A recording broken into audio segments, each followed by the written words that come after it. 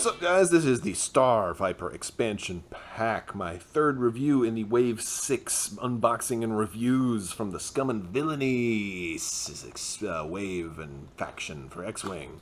Alright, I'm going to rip this thing open. And I've already kind of cut the back off, if you couldn't tell. I just cut the back. Nobody wants to see me cut plastic. Alright, Starviper expansion. There's the back of it. This thing looks really delicate. And I hope I don't break it. I'm afraid I'm going to break this thing. Okay, we're going to look at the back first. Looks like it's a little crawler, right? Looks like a tank. Okay. Alright, so there it is up close. That is the Black Sun logo. That was right. Okay, good. So, it doesn't look as bad as I thought up front, but this scribbling here on the sides, it looks like my kids draw crayon. I really don't like that. I've gotten lazy with painting lately, and I don't want to do that much repainting. But if ever there were a ship that was crying out to be repainted, it's this one. It's, you know, the model is good, the sculpt is real nice, but the paint, I think, is terrible. At least on these panels in the end, it's just terrible. Look at that. That's crazy. That's how did this pass quality control? You know, and I wouldn't be so disappointed if I wasn't so used to Fantasy Flight putting out really, really good stuff. I don't know. I just think that looks so bad. So I mean, maybe I'm missing something. Was it supposed to look like that? Is that how it's drawn in, like, I don't know, comics and things like that? I just don't get it. And if it's drawn like that, why? But anyway, that's the model. Let's not harp on that for too long. I can fix that with a little paint. Even the worst painter in the, if you're thinking about getting into painting, take this guy on, because you can't make it look worse than that. It'll always be an improvement, even if you have some kind of shaky hand syndrome or something like that. Okay, so here is the Starviper's cardboard, and here's this other stuff, and here's the back, and we'll take a look at the dial. So, now this thing doesn't have a K-turn. It has the Seigneur's loop, which is these three curvy symbols here. And basically what that uses, it uses the 3 bank as its K-turn, but it's not called a K-turn. It doesn't actually have the K-turn maneuver. It has the Seigneur's loop. That's good and it's bad. Actually, I would love for it to have a regular K-turn as well, because I always like more options, but that's okay. Now let's look at the rest of the dial. It's got all the 1s, which is good. It's got all of the 2s. And it's got almost all of the 3s. And considering that the Seigneur's loop is a 3 also, and it's got a 4 forward. So no 5s on this, but a lot of maneuverability for 1 and 2. It's really good. So that's great. Not a lot of red. I mean, everything except for, the Seigneur's loop's the only thing that's red. So not quite as good as an Interceptor's dial, but real good. Probably the best dial I've seen so far from this faction. So that's good. And when I say Interceptor, I mean TIE Interceptor. I don't mean the M3A Interceptor. I'm just going to call that the SICK. Okay. So let's look. Oh, and here's a new card. The Seigneur's Loop. I don't think it's Seigneur's Loop. I think it's Seigneur, right? But how would you say it? I mean, if you had no idea. I mean, I'm thinking like inspired by Spanish, right? Like Seigneur. I know that's not how you spell Seigneur, but like, yeah. What am I talking about? I don't know. I'm not going to say Seigneur's loop, because I don't know what a Seigneur is, or who Seigneur is, or how he considers that to be. I don't know. Anyway, but this gives the whole thing. It's just a K-turn that's curved, right? All right, let's look at the ships. Prince Zizor. I say Zizor, right? Like, your names were never given pronunciation, right? Are we? I always said Zizor. Maybe it's Zizer, but everybody I know also says Zizor. See, I wouldn't even be freaking out if it weren't for the Tantive, which somebody told me is actually pronounced Tantivy, and I'm like, I'm never going to say that. I'm sorry, I'll just be wrong. So when defending a friendly ship at range 1 may suffer a uncancelled hit or crit instead of you. So he basically gives everybody else, draw their fire, but that also works for this. Another thing to point out is he's got focus and target lock. He's got barrel roll and boost. So I think outside of Interceptors, he's the only other ship that has both barrel roll and boost built in. So that's really good. These are guys meant to be the interceptor, the TIE interceptors of the Scum and Villainy faction. Except they're a lot more expensive. I mean, they got the 3 and 3. They've got, they got 2 more points. They have an extra hull and a shield built in, so they're more durable than the interceptor, and almost as maneuverable. And you could argue more maneuverable because of the Signor's loop. So, there you go. All right, and he's got the elite pilot skill, and he's got a torpedo, which is interesting if they give him torpedoes. What are you gonna do? They don't have evade though, and that kind of makes sense because you've got more. You're a little tankier, so you don't need to evade. Plus, it's so big. You can't. You could miss, and you'd still hit his little badly painted wings. All right, Guri in the Starviper. She's pilot skill 5, only costs 30. Still kind of expensive. At the start of the combat phase, if you're at range 1 of an enemy ship, you may assign a focus token to your ship. So this is kind of like some abilities we've seen already where people were stealing focus. The only difference is she's not stealing, she just gets one.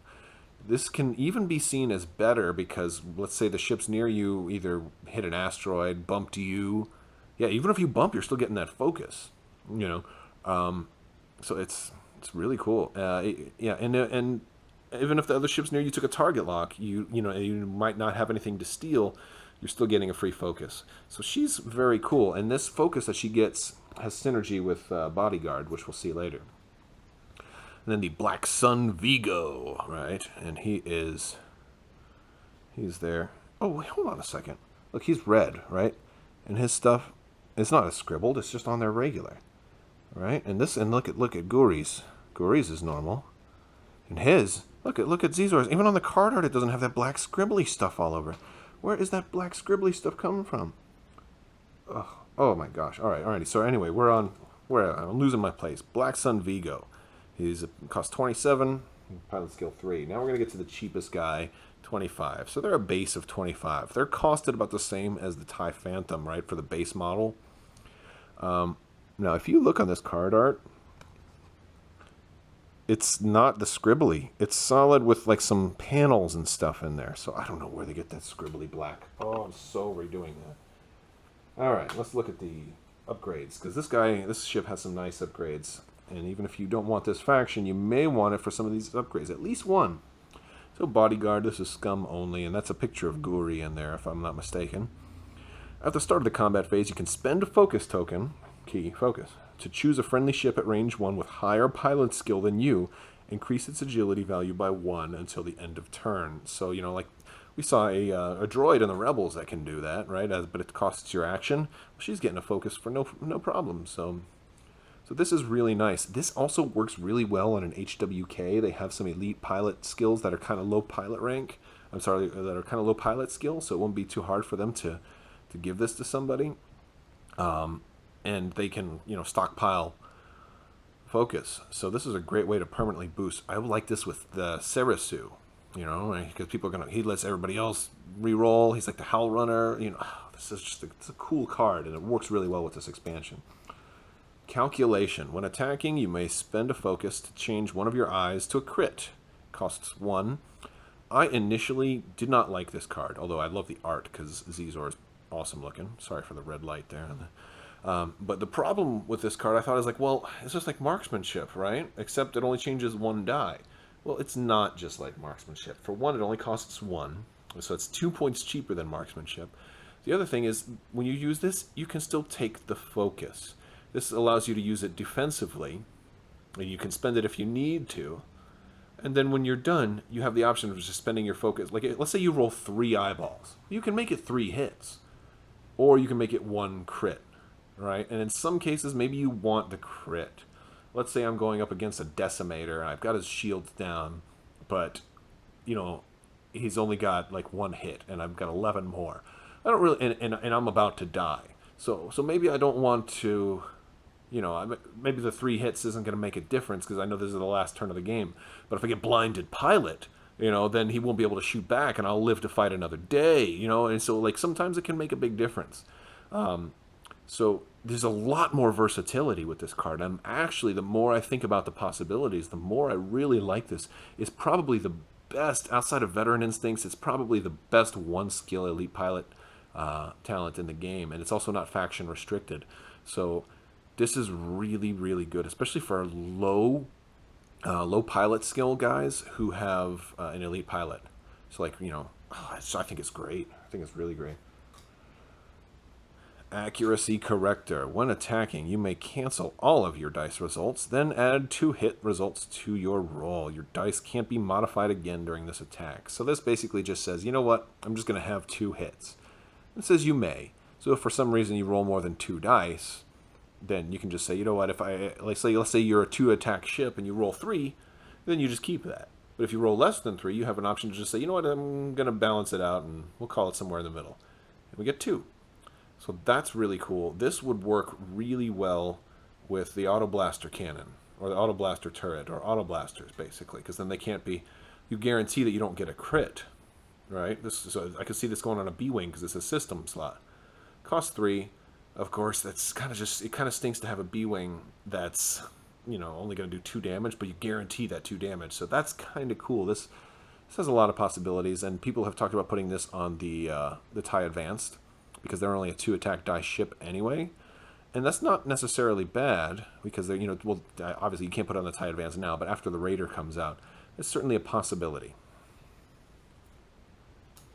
Alright, ion torpedoes. This is another place to get ion torpedoes. We've seen them once already in, I think it was with the YT-2400. So now we've got more.